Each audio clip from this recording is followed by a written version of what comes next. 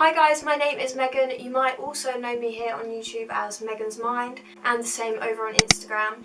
I am so excited to be making this video as I have become a brand ambassador for Yana. So the reason that I wanted to become an ambassador for Yana was because they are a brand that support mental health awareness, and Yana actually donates 10% of every sale that they make to the Mind charity, which is a mental health charity.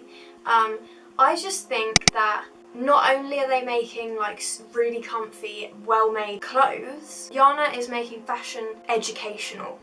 So, for example, this jumper that I'm wearing now, You Are Not Alone, which Yana stands for, I'm going to wear this everywhere. It's oversized, comfy, and it spreads the message that me, Yana, all the ambassadors, and everyone in the world should be spreading, which is that you're not alone, and your mental health doesn't define who you are, your mental illness doesn't define who you are, and that we're all in this together, and that's something I strongly stand by. So that is why I'm an ambassador for Yana. So I'm just going to give you guys a little bit of background on another reason why I wanted to become an ambassador for Yana, which is because I myself suffer with my mental health, and I've struggled since I was really young with different mental health issues, and so it's very close to my heart, and that just adds to the reasons why I was very excited to jump into this position and support this amazing brand.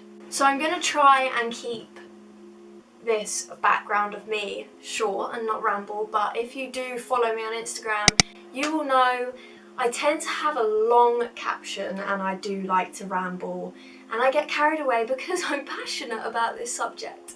So yeah, another reason I wanted to be an ambassador was because mental health issues are something I suffered with since I was very young. So when I was in primary school, I started to get a bit anxious about going to school.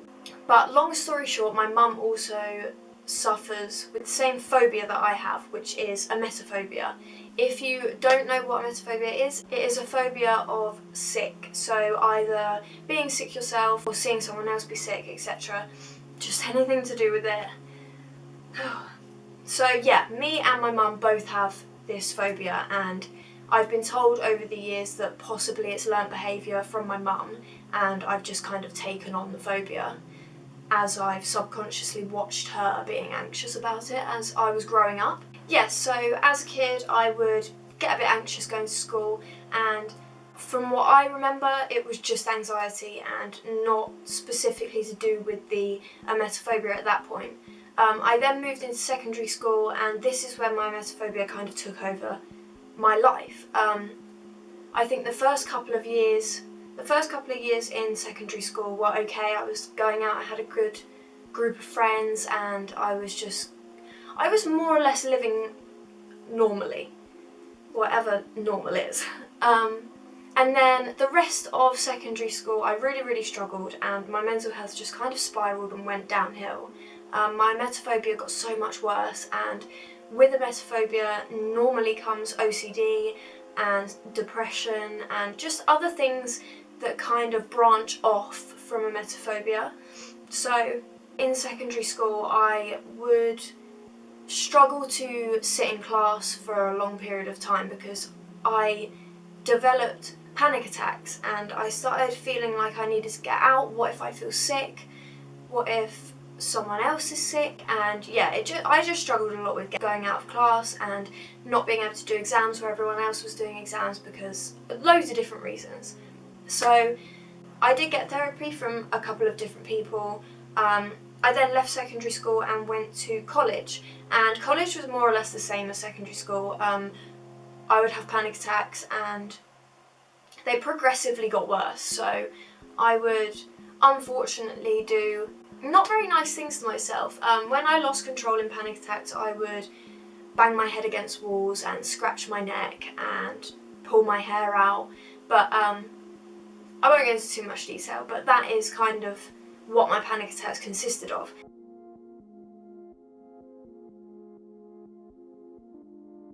So yeah, I went to college. That was more or less the same as school, just panicking a lot and worrying about if anyone was ill, etc. I then left college and I've had a couple of jobs since. I was really happy in this job, which was my first job, and it was kind of a good period. It was a good period of my life, and it really pushed me, and it really just took me out of my comfort zone. But I was probably the happiest at that point, and my panic attacks kind of weren't as prominent and at the forefront of my mind all the time. I then left that job because, through no fault of my own, the yard shut down and I had to move on. So I've had other jobs since, and my most recent job was also a stables, and this is where my mental health kind of spiraled to a new level. And I was working in this yard for about a year, and throughout that time my depression got steadily worse, and I would struggle to get out of bed in the morning, and I would more or less never be on time for work. It just got really tough. I had to go and sit in my car all the time in the car park, and I let a lot of people down, and I ended up quitting that job myself before I got fired and I ended up staying off work, and I have currently been out of work for over 2 years. I'm kind of at the point where I'm going to start looking for jobs, but I really needed the time to go to therapy, and I've been on medication now for quite a while, and I felt like possibly leaving my job was the wrong thing to do, because things got worse after I left, because I was able to just sit inside and focus solely on how I felt and my depression, my OCD, my emetophobia. So yeah, but I have taken so much time to improve myself and just work on being a better version of myself and my mental health. And yeah, so that's me really summed up into hopefully a relatively short video. I'm sorry if I did ramble. I just wanted to make sure I didn't forget anything, which I probably did, and if I did, I'll probably mention it in another video. So if you do want to subscribe to me on Megan's Mind, then you won't miss out, because I will probably be rambling a lot more in a lot more videos. So lastly, just a few things that I find help improve my mental health are surrounding myself with amazing people like my family, my parents, and my really close friends. I also find that talking to my subscribers and followers on Instagram and YouTube really brings me something different that I have never felt before, and it's just so nice to have a community of people that are all going through a similar journey to each other, and it does make you feel like you're not alone, and it's just an amazing feeling. So yeah, family, talking to people online or in person. I find doing my favourite things, so going for a walk with the dogs, fresh air does wonders. Yeah, so just try and get out as much as possible. Positive thinking is the main one for me, and I think for many people with regards to mental health. So just trying to turn your negative thoughts into positive ones, which obviously is easier said than done, but I think if you can consciously think, no, I'm being negative, and switch it into a positive. And if you know me, you'll know my favourite thing is to speak out loud to yourself. So if you feel like you're in a really negative space and inside your head you are talking really negatively. Let's take for example with my emetophobia, when I don't feel well and I'm starting to panic, I'll say out loud to myself, Megan, you're fine. You've been here before, you've got through it, you're strong. And if you just say positive things out loud into the universe to yourself, there's something that links to your brain, and your brain's like, oh really?